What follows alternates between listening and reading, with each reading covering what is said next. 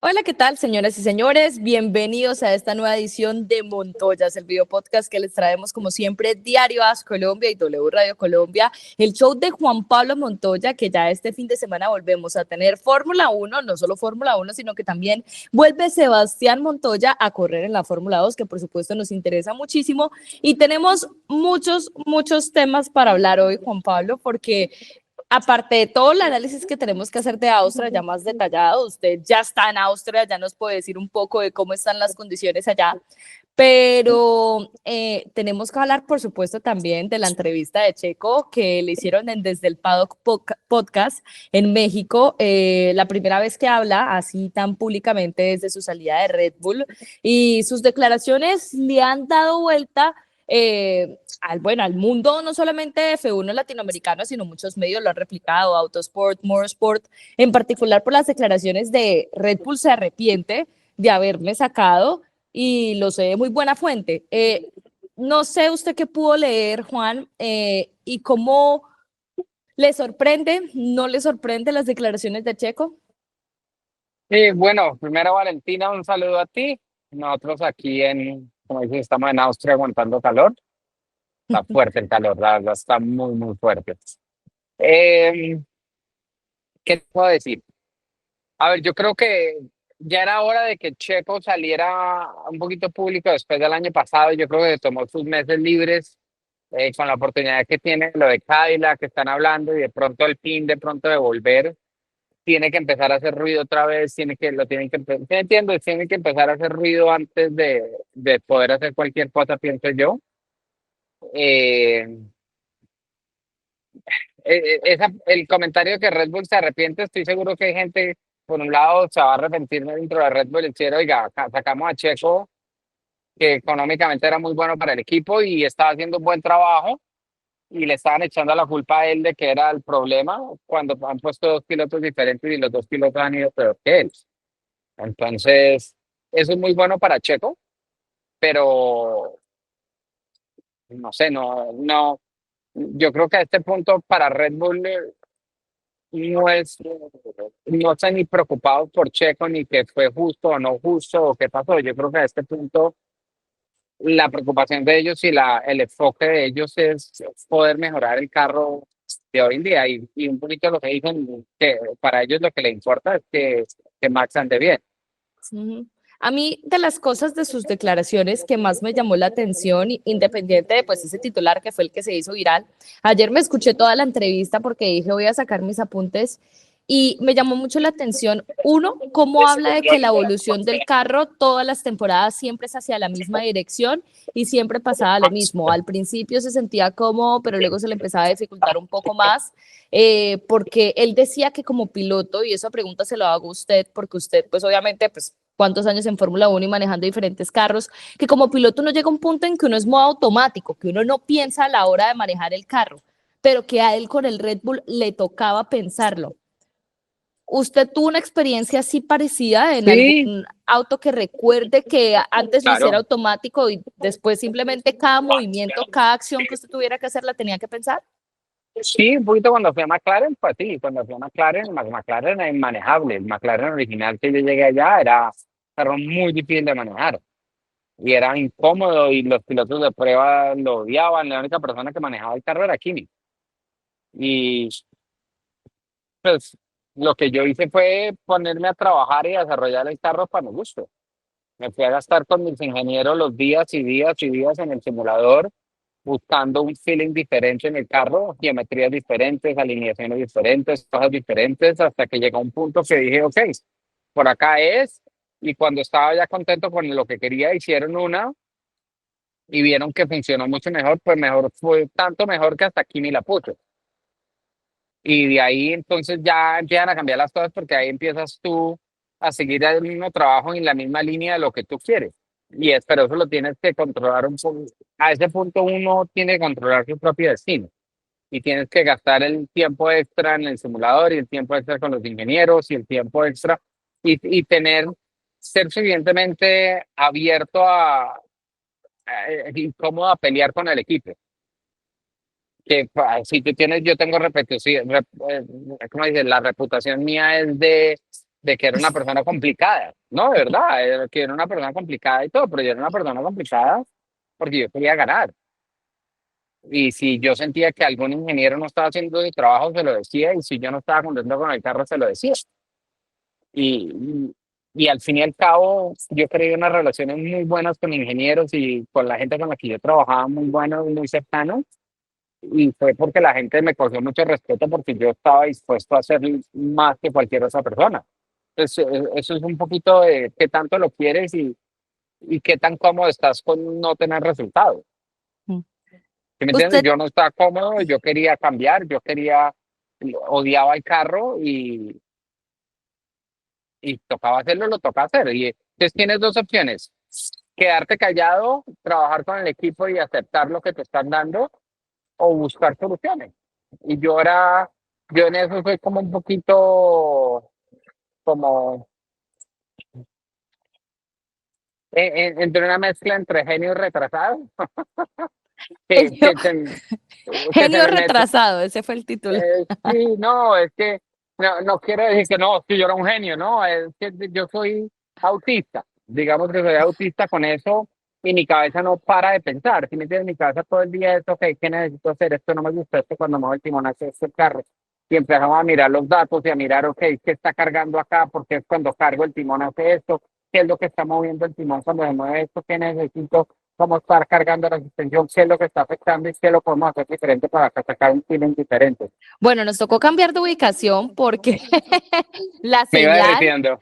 sí, Juan Pablo se estaba derritiendo, le estaba dando un ataque, ola de calor en Europa, en Austria. Uf, Así que, bueno, ya cambiamos de ubicación, Juan, pero al final la idea, a mí me pareció muy interesante su punto de vista, obviamente, porque tú al final, pues esa situación, digamos, similar de encontrarse con un auto que era muy complicado de manejar, a mí me surge la duda, es qué tanto ha cambiado la percepción de Red Bull desde el año pasado con Checo a lo que es ahorita, porque lo que habla Checo de, por ejemplo, que la primera frase que Christian Horner le dijo cuando llegó a Red Bull fue, mire, nosotros corremos con dos carros porque nos toca, si no correríamos solo con Max, o el hecho de que todos sus ingenieros fueran nuevos en su primer año con Red Bull, pues claramente el segundo garaje, lo hemos dicho muchas veces aquí en el podcast, a Red Bull no le interesa lo que sucede con el segundo garaje. ¿Qué tanto ha cambiado eso? Porque lo hemos comentado en algunos episodios de que Red Bull está cambiando ese chip, pero verdaderamente lo está haciendo cuando estamos viendo que otra vez uno da, no levanta, se le complica. ¿Qué tanto ha cambiado esa percepción en Red Bull? a ver, yo creo que cuando tenían el carro más rápido, para ellos es, mire, el enfoque de nosotros es que Max gane y usted haga el mejor trabajo que pueda, pero todo va para Max, y es lógico.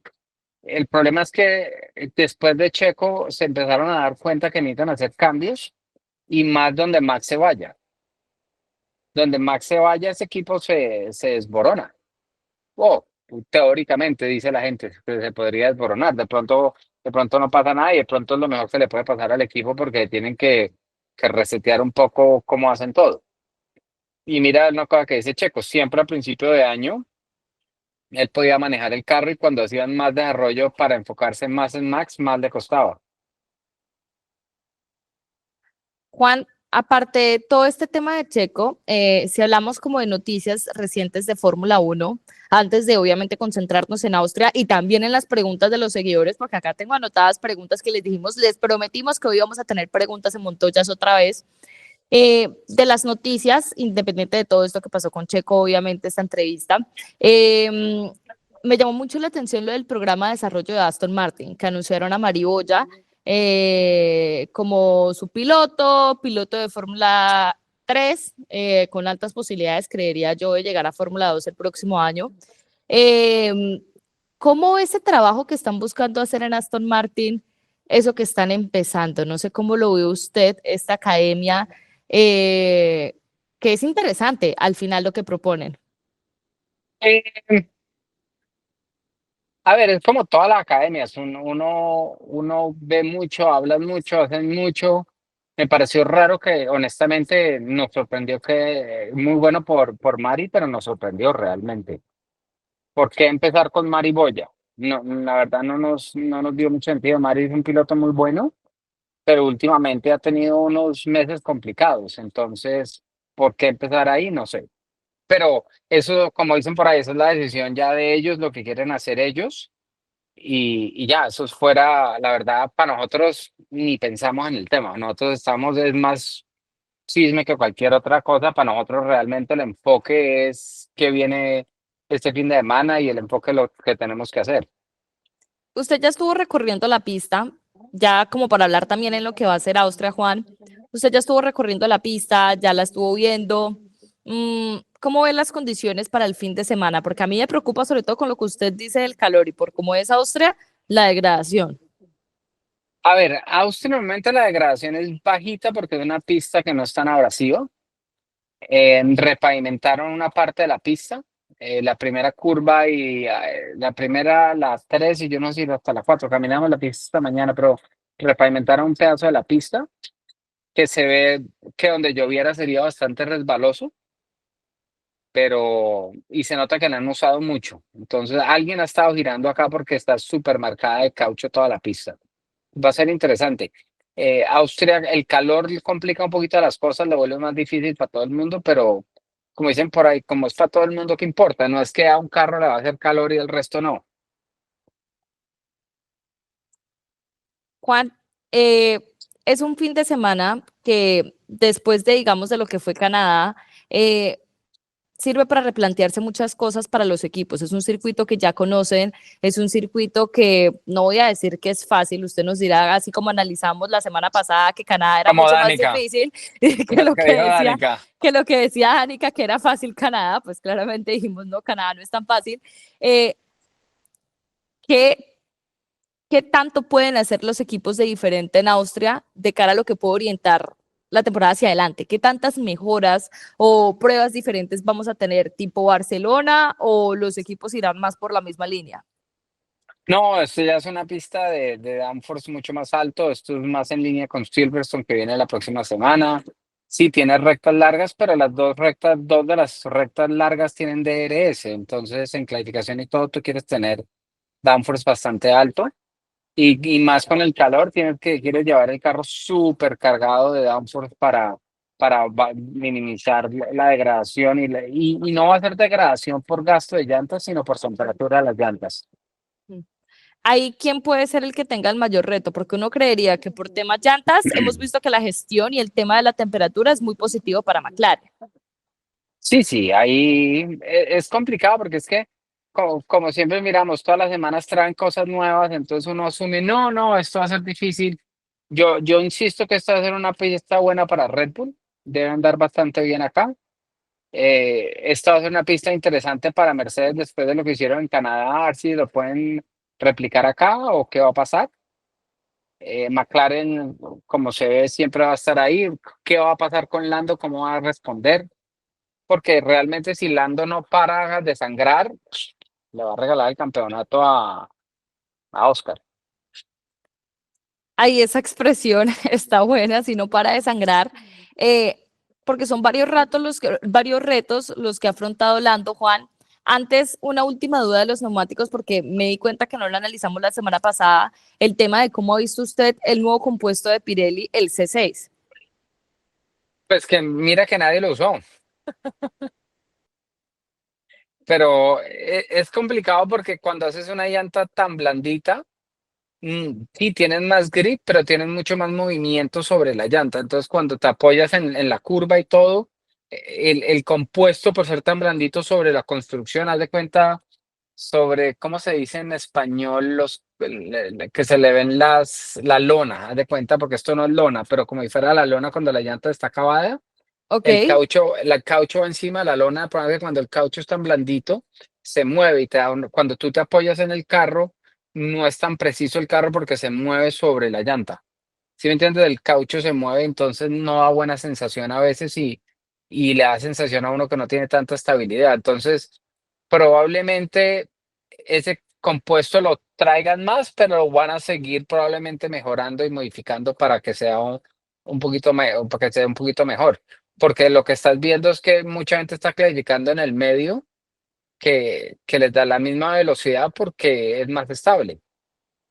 claro, el tema es que si seleccionan el C6 en un fin de semana, ¿qué tanto cambia la estrategia justamente gastando más ese neumático medio? O sea, ¿usted cree que acá de ahora en adelante los equipos van a cambiar tal vez un poco esa distribución cuando llegue este C6? Pues mira, dos cosas que hemos visto en las últimas carreras. El compuesto súper blandito, no dura 4 vueltas y tienes ya problemas. Y tienes un compuesto tan duro que va demasiado lento. Entonces, estás como medio amarrado al compuesto medio normalmente, que es como el que da mejor balance.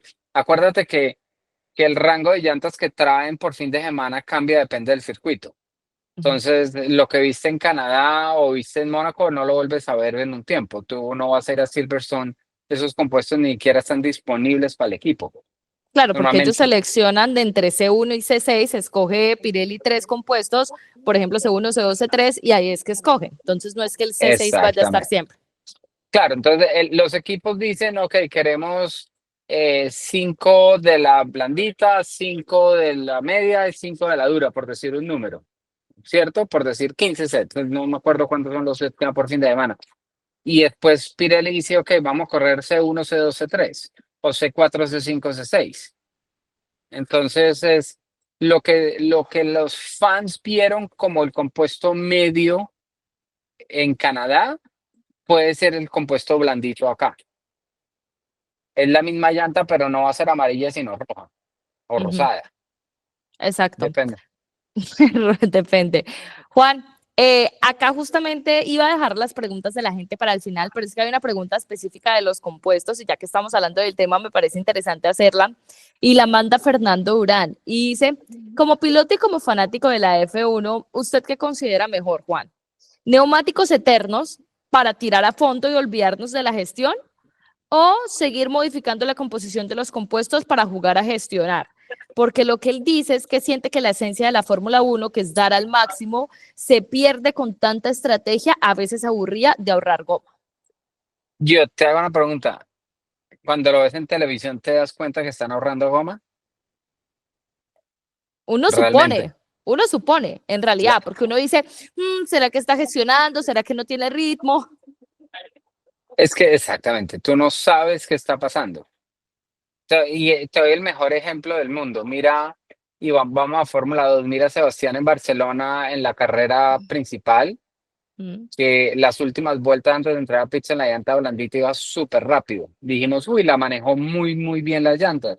Pues resulta que él no las estaba manejando, estaba empujando como clasificación todas las vueltas hasta que se fueran a acabar las llantas para entrar. Entonces, como las llantas no degradaban, le dejaban otra vuelta, y demos otra vuelta, y demos otra vuelta, porque las llantas estaban aguantando. Pero no quiere decir que él estaba manejando las llantas. Y la gente de afuera que no conoce dice, ah, es que hizo un muy buen trabajo manejando las llantas. Entonces, y lo que ves en Fórmula 1 de manejo de llantas, ya no es lo que veías antes. Obviamente el problema es que las llantas son mucho más sensibles a temperatura de los que nosotros manejábamos en nuestra época, porque nosotros teníamos 2 marcas de llantas corriendo. Entonces, cuando tú tienes 2 marcas, es a muerte. Porque si tú traes unas malas llantas un fin de semana, tú pagas una penalidad muy grande. O sea, ¿usted cree que ahí sería interesante volver a esa dinámica de tener dos proveedores de llantas? Ni no, no, eso no. Eso es más que le da a hablar a la gente de lo que pasa. Eso no cambia nada. Personalmente, la gente está basando en lo que dicen los reporteros.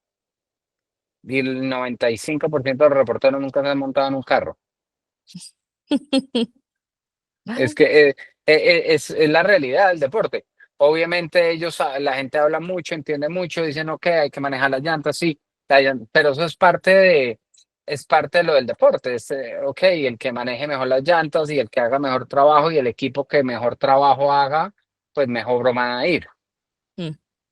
Ahí hay otra pregunta, Juan, que me parece interesante también hacerla ahora y es de Javier Cardona y dice que, a ver, creo que acá la gente ya lo sabía, obviamente usted con toda la experiencia que tiene, pero mucha gente creo que el podcast ha tenido éxito es porque lo ven a usted y dicen, miércoles, es que no solamente fue piloto de Fórmula 1, sino que habla de cualquier tema con todo el conocimiento claramente, y dice, Juan Pablo con todo ese conocimiento, con todo eso que sabe, estrategias de neumáticos, de lo uno, de lo otro, de mecánica, ¿le gustaría ser parte del ejecutivo de algún equipo de Fórmula Uno o Team Principal? Y no me haga caras, que no le estoy echando, no me abra los ojos, que no le estoy echando gotas. No, no, pues mentira, donde hubiera una oportunidad chévere la miraría, pero no, no sé. Pero Team Principal, ahí es interesante el No, dilema. porque Team Principal es más político que cualquier otra cosa. ¿Sí me entiendes? Me parece más la parte como ser un poquito de advisor en mirar todas las cosas y desde afuera me parece más interesante. Pero, por ejemplo, si un piloto va a trabajar en un equipo de Fórmula Uno, ¿usted cuál cree que con esa experiencia como piloto es el mejor cargo que puede llegar a ocupar? Porque al final, pues obviamente también están los ingenieros que han estudiado y se han preparado muchísimo para ocupar ciertas labores. Eh, ¿Cuál cree, porque ahora me acaba de surgir esta duda, que son esas posiciones que un piloto que ya pues decide no correr más puede ocupar dentro de un equipo de Fórmula Uno? ¿Cuáles son como las más apropiadas para ese Ujú. perfil de experiencia de haber estado al volante? A ver, una de las cosas más complicadas que hay hoy en día y en los últimos años es que en las categorías pequeñas de fórmula, los equipos son muy de la teoría de esto es el setup, manéjelo. Muy pocos pilotos crecen con la experiencia de, oiga, me molesta esto, necesito esto, y los ingenieros de Fórmula Uno están acostumbrados a trabajar con pilotos de mucha experiencia que ya saben eso. Entonces, de pronto poder cerrar ese puente y unir esas dos partes, eso sería interesante, por ejemplo. Mm. Otra pregunta, mire, que nos llega aquí, la manda Julián Guerrero y tiene que ver con los errores en pits. Dice, últimamente hemos tenido muchos errores de Ferrari, de McLaren, Mercedes, recordando que usted también cuando corría, pues tuvo muchos problemas en pits, no tuvo mucha suerte ni en Fórmula Uno, ni en kart, ni en la kart. Eh, Quería saber si el equipo reprende al mecánico que comete un error, ya que en ocasiones un mal pit stop puede hacer perder una carrera. ¿Hay algún tipo de consecuencia cuando pasan estas cosas? No, yo creo que es más analizar qué pasó, se sientan, miran videos, eso practican mucho, entonces miran videos por qué pasó, porque muchas veces le echan la culpa al mecánico, pero el piloto para donde no era. Si tú tienes que parar aquí y paras acá, entonces ya no es hacer esto, sino hay que moverte y el que va a sacar la llanta ya no está en el mismo sitio. ¿Sí me entiendes? No es tan fácil como es eso. Siempre eso es como dicen por ahí, no es para echarle, buscarle la culpa y, y esto no es, eso qué pena lo que voy a decir, pero eso es muy colombiano, de buscar a ver de quién fue la culpa. Y esto no es de buscar de quién fue la culpa, esto es más de trabajar juntos y, ok, ¿qué pasó? Fue un error, digamos que fue un error del mecánico, hay que trabajar en esto, ¿por qué? Miran video, analizan, puso las manos así, mire, cuando usted equivoca, pone la mano acá, ponga la mano así, haga esto, trabaje en esto, mire esto. Eso no tiene, esto no es, es que eso es muy colombiano. Qué pena que lo diga así, pero eso es la colombiana más grande. Pasó algo, es que es el que toca echar. No me recuerde porque me acuerdo los trabajos en el colegio y en la universidad. Es eso. Juan, mire, hablando de colombianos, Jairo Betancourt nos pregunta qué pasó con los otros pilotos del Team Montoya, con Nico Baptiste, bueno, Salim le está yendo muy bien. Sí, no, te digo la verdad, con Sebas como estamos más enfocados con Sebastián. Salim el año pasado no estaba con nosotros, este año volvió y la verdad lo estamos manejando, estoy manejando a Sebas full y con Salim estoy más enfocado en la parte de manejo y ya. Y la verdad, bien, Salim está dando un súper buen trabajo, ha mejorado mucho. Obviamente hay mucho más trabajo por delante, hay siempre cosas para mejorar, es una cosa, es la otra, siempre aparecen cosas nuevas que uno y problemas nuevas, y es problemas con todo, es normal y es divertido. La verdad, yo estoy entre eso y jugando golf. Juan, No podemos tener a Sebas, claramente, pues porque está a modo carrera, preparándose, pero dio la vuelta a Colombia la foto con David Alonso en MotoGP. Ya usted nos había dicho que iba a ir a MotoGP, Sebastián, que iba a estar ese fin de semana ahí acompañando en Mugello, en Italia. Bueno, ¿qué le contó Sebastián? ¿Cómo le fue? ¿Cómo fue la experiencia también? Ya que pues no hemos podido hablar con él, de poder tener esa relación con David Alonso, que de hecho lo tuvimos acá cuando ganó Moto3 en el podcast, tuvimos la oportunidad de entrevistarlo, pero siento que como colombiano es muy emotivo y como colombiano uno que ama los deportes a motor, verlos a ambos juntos, tener ese tipo de cosas, yo siento que ilusionan a la gente. Perdone si hablo muy fanática, pero de verdad, así haya sido ir a ver una carrera juntos, uno dice, oiga, qué chimba, qué chévere que tengan esa relación y que puedan, ¿sabe? Ir a ver una carrera, a pesar de que, bueno, Sebastián no fue por David, fue porque, pues, Ruger Roger, Roger. estaba trabajando ese fin de semana el preparador de Sebastián en MotoGP. Exacto, ahí lo describiste tú. Es chévere porque David es muy buena gente y estuvieron allá con Sebas, le mostraron la moto, estuvieron un rato juntos, lo acompañó, fue súper chévere. Pero como dices, Roger, como lo quieran decir, Gruyer, Que estaba salude, trabajando allá, que que ahí salude, está exacto. viendo. No, acaba de salir, estaba por acá, por ahí salió. Eh, él trabaja con Raúl Fernández. Ujú, sí. Y entonces estaba con Raúl y entonces Sebas fue allá a pasar el fin de semana, lo invitaron a montar en la moto No, dos lo vi. puestos. La verdad, y te digo, la decisión de montar en la moto dos puestas fue complicada. ¿Cómo fue el proceso? ¿Sintió un Pues TBT, un flashback a esas épocas de Juan Pablo en moto? no, fue un flashback que cuando yo lo quise hacer me llamó Frank Williams y no me dejó.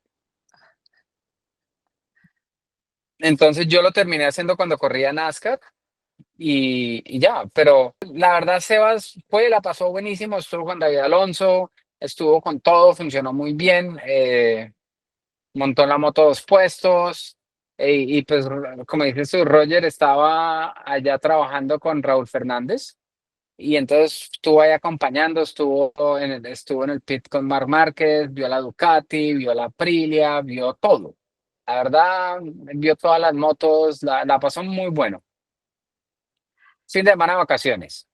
Fin de semana de vacaciones que, ¿sabe? Mire, trasladándonos a otro deporte, no sé usted qué tanto sigue el tenis, Juan, pero le quería preguntar por eso, porque Alcaraz lo criticaron mucho en su momento cuando perdió un torneo y se fue de vacaciones a Ibiza. Y que como así que debería estar trabajando más y entrenando más. Y en el caso de Sebastián, caso hipotético, bueno, Sebastián viene de resultados buenísimos, pero entrena. Y él decía, es que yo necesito desconectar un rato, me desconecto, estoy tantos días de vacaciones y terminó ganando esa final impresionante de Roland Garros ante Sinner. ¿Qué tan importante es también tener esos momentos? De desconectar, de no estar todo el tiempo metido en el simulador, porque a veces uno tiene la mentalidad hoy en día de que los deportistas son máquinas que tienen que estar Robots. todo el tiempo trabajando para seguir adelante. A ver, es súper complicado porque como le dices tú, ahí tienes un lado que es el que uno quiere que siga trabajando, siga haciendo el esfuerzo, full, empujar en todo. Y por otro, la realidad es que es importante desconectar y bajar la tensión y bajar la presión y todo. Y entonces tener los dos lados de la moneda es súper crucial. Entonces, yo creo que me pareció chévere, nos pareció importante que lo hiciera, la pasó muy bueno y ya. Mire, estaba buscando acá más preguntas de la gente porque revisé las de Instagram, pero no revisé las de Twitter. Entonces estoy acá revisando con el hashtag Montoyas y acá encontré una pregunta que me llama mucho la atención y es ¿cómo han cambiado los patrocinios en las categorías inferiores a la Fórmula 1, Juan? ¿Cree que ahora hay más posibilidades de patrocinadores locales con Sebastián en F2? Últimamente, obviamente, ya en F2 ya la gente lo ve más cerca de F1, entonces la gente se está emocionando más, las compañías están empezando, ¿me entiendes?, a aparecer más, estamos haciendo nuevos contratos, nuevas cosas que es muy bueno, pero realmente fácil no es. ¿Me entiendes? En los últimos años hemos tenido un par de patrocinadores que siempre han estado con nosotros, pero fácil no es. Y mire, otra pregunta que viene de la misma persona de Sebastián Moreno, que eran las dos preguntas que teníamos ahí pendientes en Twitter. Dice Juan Pablo, su época de piloto de Fórmula 1 estuvo muy marcada por la falta de fiabilidad en los motores. ¿Cuál fue esa carrera que más le dolió perderse o en la que más le dolió retirarse? De todas, ¿cuál fue la que más piedra le dio, como diríamos en Colombia? Yo creo que Alemania 2001, porque iba ganando por 20 segundos y era una sola parada pits. Y no, y ni siquiera fue culpa del motor, fue culpa de uno de los mecánicos y además fue culpa de un mecánico de mi carro, que nunca se le olvidó bajar la palanca para abrir el flujo de gasolina y nunca entró la gasolina y se ¿Cómo, recalentó el carro y se fundió. y cómo reaccionó usted después en el garaje? Ya. Nada, me bajé del carro y ya, que, que me dio rabia, ¿no? Pasó. Es que, ¿sabes qué es lo que pasa? En esa época los motores eran para un día. Tú tenías el motor del viernes, el motor del sábado y el motor del domingo. Y cada día que hacías test era un motor diario. Ahora tú tienes 4 motores para la temporada entera. Entonces, que se rompiera un motor, yo te digo la verdad, tú ibas a hacer test y en 30, 40%, especialmente en pretemporada, la mitad de los motores se dañaban y era normal, porque están empujando los límites y por eso es que los motores tenían tanta potencia. Mm. Otra pregunta de X, Juan, la manda Leonardo Albornoz Villarraga. Y dice, de las 10 marcas en la Fórmula 1, solo 4, 5 a lo sumo, son competitivas. ¿La diferencia está en el desarrollo de piezas que otros no tienen o está netamente en el presupuesto? ¿No sería mejor que regularan todo para que fuera igual y que se defina solo por piloto, que no tuviéramos diferencia entre equipos? Pero yo te hago una pregunta, ¿ya no hay un cap de presupuesto? Sí, el cap de presupuesto sí, pero yo creo que él se refiere es a que todos los autos fueran iguales de alguna forma. No estoy segura, pero la pregunta como tal dice la diferencia está en el desarrollo de piezas que otros no tienen. Es que el desarrollo es todo, el desarrollo del carro es todo y por eso es que las compañías se meten y por eso es que tienes compañías como Mercedes, compañías como Ferrari, compañías como Audi entrando a Fórmula 1. Si me entiendes, hay muchas marcas de esta onda que lo que quieren es ganar y quieren mostrar que la tecnología de ellos es mejor y es más válida y de la misma manera porque, ¿me entiendes? Porque Mercedes tiene su equipo, porque Audi tiene su equipo. Hay muchos equipos que son fábricas directamente porque les interesa las cosas que pueden sacar de eso y volver eso relevante a carros de calle. Entonces, si quieres ver una marca, todo el mundo en el mismo carro, mira Indy. Y en Indy gana la misma persona. Este año han ganado Palau más carreras que se ha ganado que 6 de 9 carreras, una cosa así.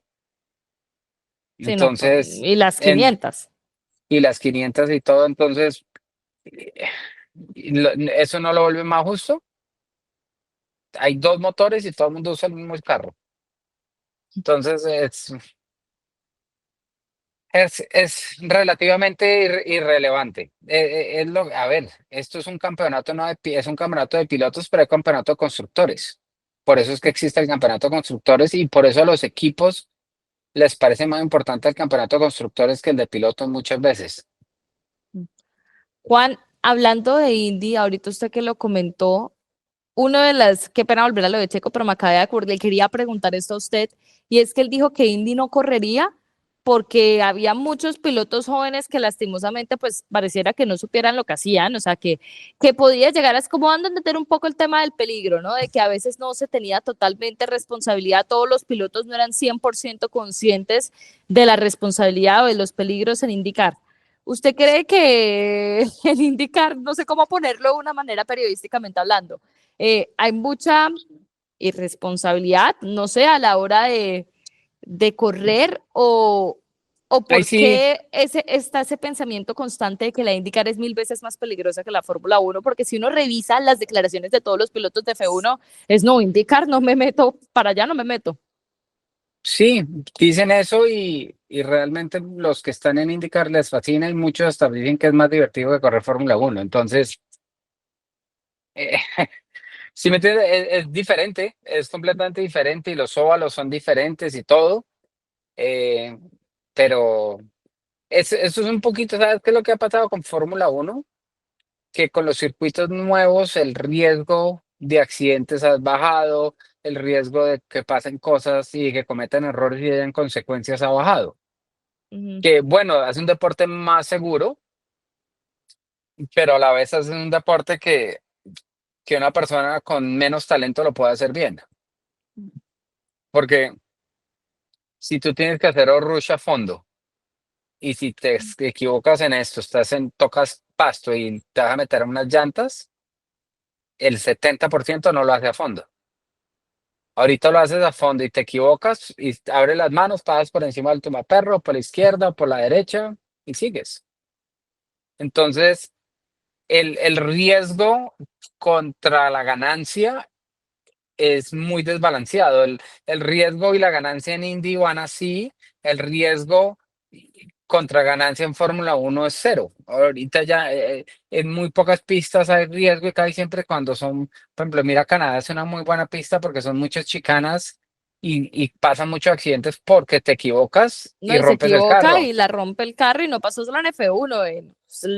Repito, en la categoría de mujeres, más de 10 accidentes fácil tuvimos. Claro. Y eso lo vuelve más peligroso, lo vuelve que, ¿Es más eh, peligroso? Yo creería que el debate, ¿es más peligroso o es más difícil? es que yo te digo la verdad, a ver, Indy, el óvalo es complicado y que tú digas, ok, de pronto hay pilotos que uno dice, uy, le falta experiencia, está ahí, pero tú podrías argumentar eso en todas partes y lo siempre han argumentado en todas las categorías. Entonces, yo no sé, el problema es que es un carro que es muy físico, es un carro que tú vienes de manejar carros con ayudas, con diferenciales activos, con ayudas en la migración de los frenos, ayudas en el timón, todo a que se acaben todas esas ayudas. Mm. ¿Sí me entiendes? Es otro animal.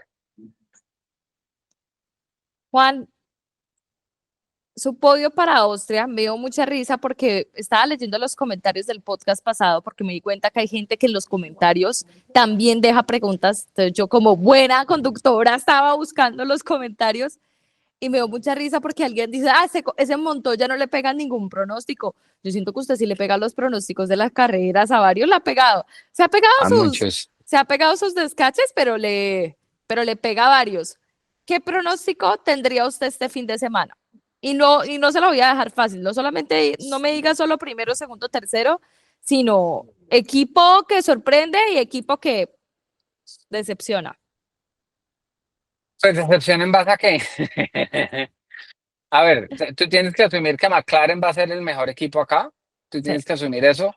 Eh, Yo todavía pienso que, y Lando ha demostrado que es el más rápido, pero Lando también ha demostrado que bajo la presión está cometiendo muchos errores. Pero yo creo que Lando, esta es una pista que pasar es más fácil, entonces mi plata todavía estaría en Lando acá. Y tiene la Eh, espinita del año pasado, Lando, Exactamente, aparte. entonces está muy bien.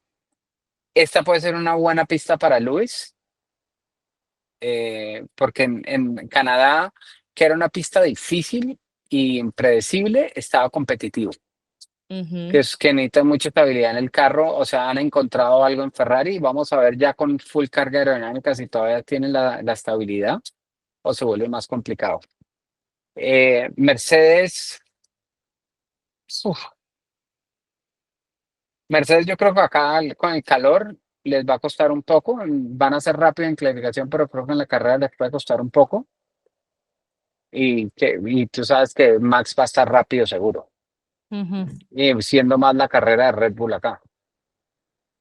Sí, a mí me llama la atención, sí, o sea, últimamente Austria siempre nos deja polémicas y Max normalmente siempre está involucrado en polémicas en Austria. Pasó en 2019 que la ganó y se investigó al final a ver si había sacado con sanción a Leclerc, finalmente no lo sancionaron, ganó Max esa carrera que me acuerdo largó octavo, quedó octavo en algún momento y la ganó.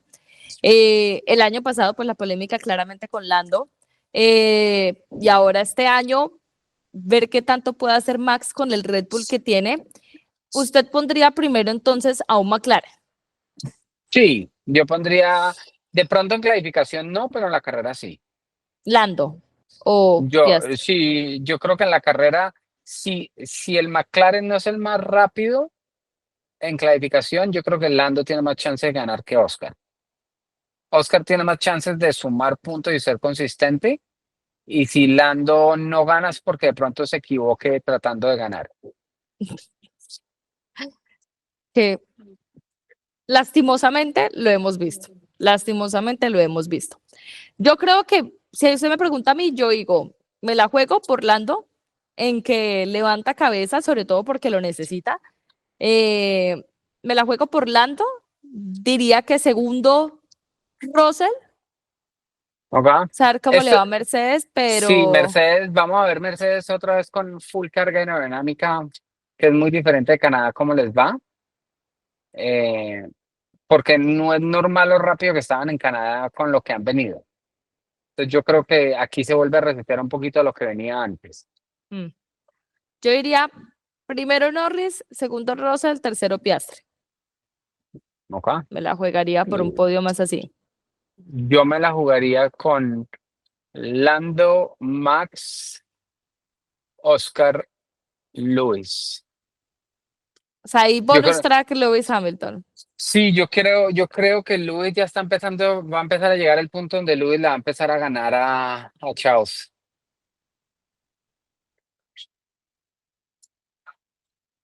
Y Vamos a ver.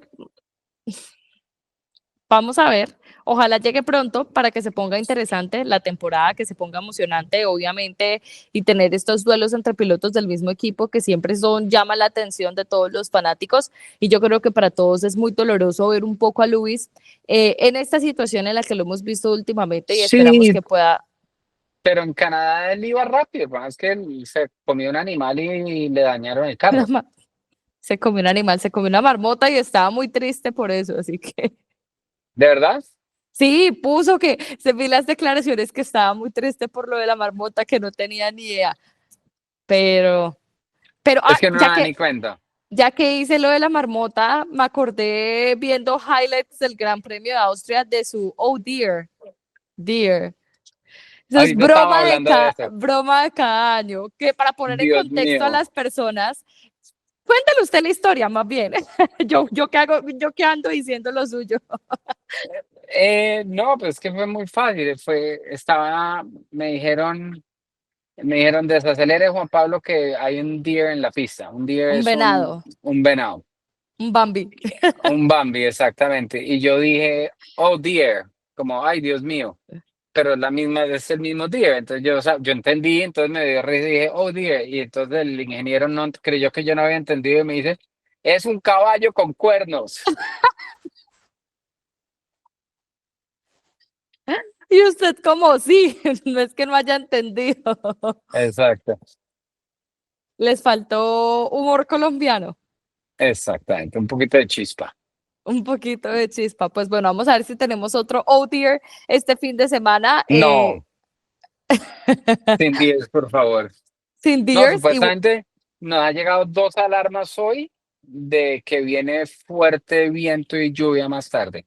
ay, Fue iba a, madre. iba a decir, ay, fue madre. Iba a decir, ay, fue madre. Eh, Sebastián, ¿qué tal se siente para este fin de semana? Bien, está bien preparado. Como todo, estamos preparándonos, haciendo todo lo que podemos hacer, físicamente, mentalmente, simulador, todo. Está tranquilo y ya, es como dicen por ahí, hay que salir a ejecutar y a ver qué nos trae el fin de semana. Seguimos con la misma meta que es tratar de caminar, de clasificar entre los 10 primeros, para estar dentro de la grilla invertida y ver qué trae, a ver cómo va el carro acá. Para que la gente en Colombia se hagan ideas, mañana va a ser temprano la clasificación el viernes. Va a ser la clasificación, no, la práctica primero es como a las 11 de la mañana hora local, o sea, eso tendría que ser Normal. 4 de la mañana, 4 de la mañana hora Colombia, pero la quali siempre cae muy buena hora, cae a las 4 de la tarde, bueno, 3:55 local, que vendría siendo en Colombia son 7 horas antes, o sea, 8 y cincuenta y 9 de la cinco de la mañana, mañana. sí. 8:55 de la mañana en Colombia. Así que buena hora para que desde la oficina acompañen. clasificación de Sebastián. Y el domingo, como siempre, a madrugar, porque ya se volvió costumbre que siempre la carrera es a las 10 de la mañana, por lo menos en circuitos europeos. Así que cada las 3 de la mañana, hora colombiana, el domingo. La sprint, si es el sábado, un tiempo un poco más favorable, hay que madrugar, pero no tanto, a las 7:15 de la mañana. Así que Colombia, por supuesto, muy pendiente también de lo que pueda pasar con Sebastián, Juan. Y gracias por sus pronósticos. Vamos a ver si le pega o no le pega, para ver si le damos la razón al oyente, al Claro, seguidor que dice que Juan Pablo no le pega, o si Juan Pablo dice, bueno, mire, pero esta vez sí le pegué. sería bueno el oyente que también ponga su predicción, porque Sí. si él está diciendo que él sabe más que uno, como bueno colombiano que siempre sabe más que uno, que ponga a ver cómo es la predicción de él de este fin de semana. Alguien la va a pegar, entonces. Deberíamos hacer predicciones para este fin de semana. Las medimos hasta el sábado. Bueno, no, hasta el sábado no, porque es que es injusto porque uno lo hace sin ver prácticas ni nada. Entonces, Exactamente, nosotros no hemos visto práctica, nosotros no hemos visto nada, nosotros no sí. sabemos nada de Pero nada. nos vamos a ingeniar una actividad para que la gente también pueda dar su pronóstico y que podamos tener algún detalle con alguien que gane el pronóstico. Mejor dicho, ya lo va a escribir a Steven. Listo, Bueno, Juan, el mejor de los éxitos, ahí por atrás veo el casco de Sebastián y por supuesto el mejor de los éxitos este fin de semana y que ojalá podamos tener otro podio colombiano. listo, muchas gracias.